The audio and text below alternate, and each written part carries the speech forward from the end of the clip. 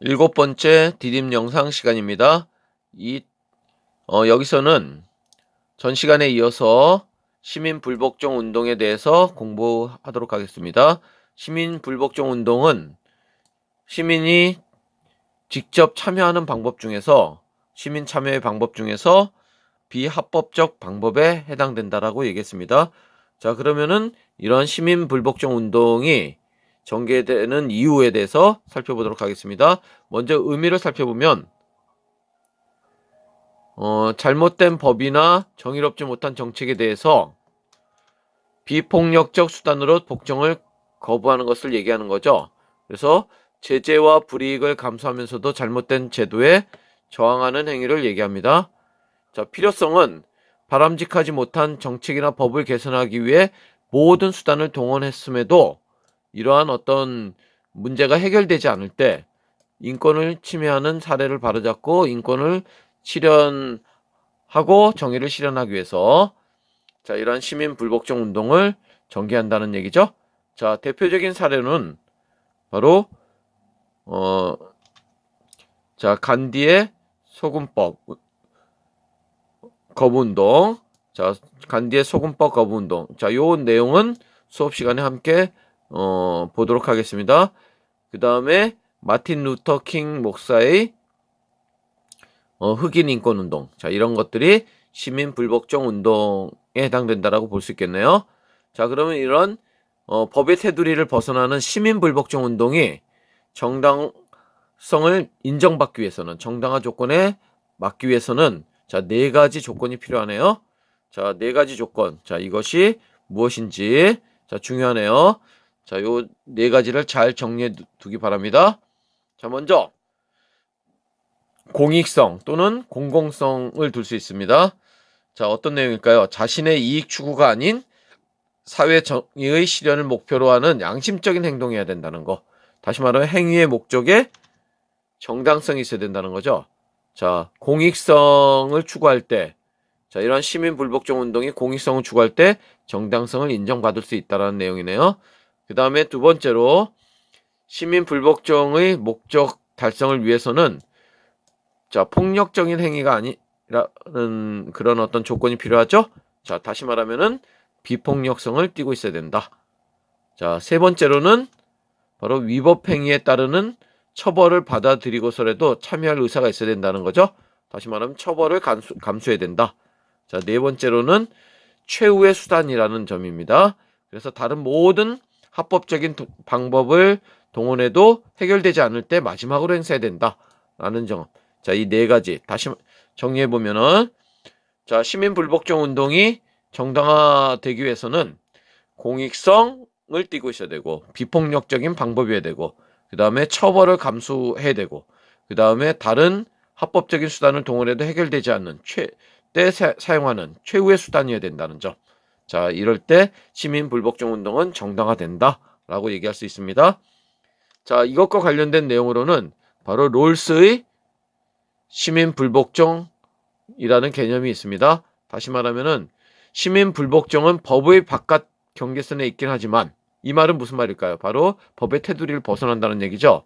이 법의 테두리를 벗어나지만은 인정받기 위해서는 정당화되기 위해서는 법의 충실성이란 말은 정당화되기 위해서는 그 행위가 공공적이어야 되고 다시 말하면 공익성을 띠고 있어야 되고 그 다음에 비폭력적인 성격 그 다음에 그 행위의 법적인 결과를 받아들이겠다는 의지 이거는 바로 처벌을 감수하겠다는 얘기죠. 바로 이러한 성격을 띠고 있을 때 바로 시민 불복종 운동이 정당화된다라고 롤스가 얘기하고 있네요. 자, 그러면은 자, 다음으로 학습지 20쪽에 있는 객관식 문제를 함께 풀어보는 시간을 갖도록 하겠습니다. 자, 먼저 1번. 다음 사례에 대한 설명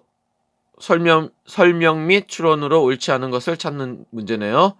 자, 인도가 영국의 지배를 받던 시절에는 국민 개인의 소금 제조 및 판매를 금지하는 법, 이게 바로 소금법이죠. 자, 영국이 바로 이런 소금법을 실시했는데 이에 대해서 간디가 불복종 운동을 전개했죠. 자, 이 간디는 영국 정부의 이 법의 폐지를 요구했네요. 그런데 받아들이지 않은 거죠. 그래서 반대하는 행진을 하고, 이 비폭력적인 방법이 되겠죠? 직접 소금을 만들었죠? 자, 경찰들이 이들을 강제로 진압했지만은 소금 만드는 것을 멈추지 않았다라는 내용이 담겨 있습니다. 자, 1번 비폭력적 운동이었다. 맞는 얘기죠? 자, 그 다음에 간디는 시민 불복종 운동. 맞는 얘기고, 인도 국민은 준법 의식을 강요받았을 것이다. 자, 영국이 법을 지키라고 얘기했겠죠? 자, 그 다음에 네 번째, 법을 어겼다는 점에서는, 자, 법의 테두리를 벗어났다는 점은 맞는 얘기지만은, 그렇지만은 여러 가지 어떤 정당화 조건을 만족하고 있기 때문에, 정당화 될 수 있다라고 봐야 되겠죠? 그래서 정답은 여기서 4번이 되겠습니다. 자, 그 다음에 2번 문제. 다음에 제시된 행위에 대한 옳은 설명만을 보기에서 있는 대로 고른 것은 했는데, 자, 여기서는 기존 장애인 표시는 장애인이 얌전히 휠체어에 앉아 있는 모습이었다. 그런데 이 사람이 뭔가 새로운 표지를 만들고 싶은 그런 욕구가 있었죠. 좀 더 좋은 의미로. 그래서 표지를 바꾸는데 성공했다. 뭔가 직접 참여하는 모습이 보이고 있죠. 그래서 직접 시민 참여의 모습을 보이고 있기 때문에, 자, 기억은 맞는 얘기가 되겠네요. 그 다음에 사익을 추구하기 위한 이익단체 활동은 포함될 수 없다. 자, 시민 참여는 주로 공익과 관련된 얘기죠. 그러니까 맞는 얘기가 되겠습니다. 그 다음에 디귿. 선거 참여뿐만 아니라 자원봉사나 청원운동 등이 해당된다.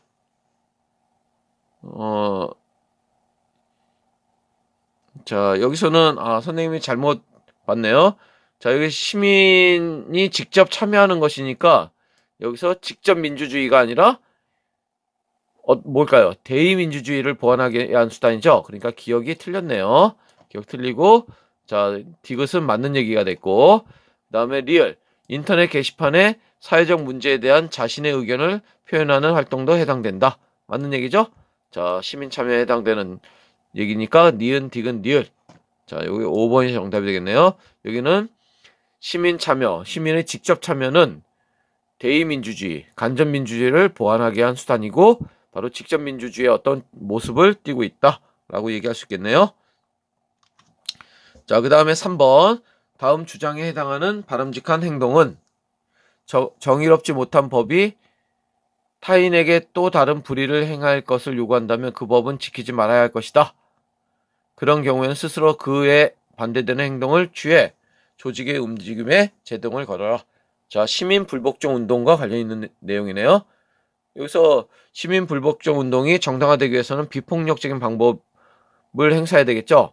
그러니까 요 말은 틀린 말이고, 그 다음에 정의에 대한 존경심을 바탕으로 정의롭지 못한 법에 저항해야 한다. 자, 그 다음에 다수의 동의를 바탕으로 확정된 법은 정의롭지 않더라도 지켜야 된다. 정의롭지 않은 법은 어떻게 한다고 했습니까?